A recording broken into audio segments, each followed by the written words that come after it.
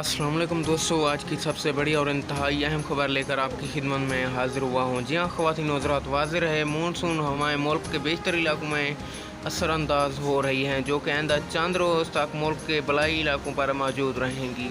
ख़वातीन हज़रात, बुध की रात मज़ीद मानसून हमारे खलीज बंगाल से सिंध और बलूचिस्तान में दाखिल होंगी। वीडियो में मज़ीद आगे बढ़ने से पहले वीडियो को लाइक कर लें, चैनल को सब्सक्राइब करके बेल आइकन को ऑल पर सिलेक्ट कर लें।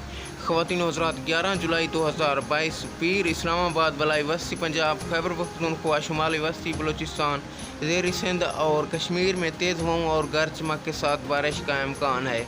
बलाई खैबर पख्तूनख्वा, कश्मीर, खित्ता पठवार, वस्ती बलूचिस्तान और सिंध के सैली इलाकों में मूसलाधार बारिश की भी तवक्को की जा रही है। वीडियो अच्छी लगे तो इसे लाइक कर लें, चैनल को सब्सक्राइब करके बेल आइकन को ऑल पर सिलेक्ट कर लें। Thank you for watching my video.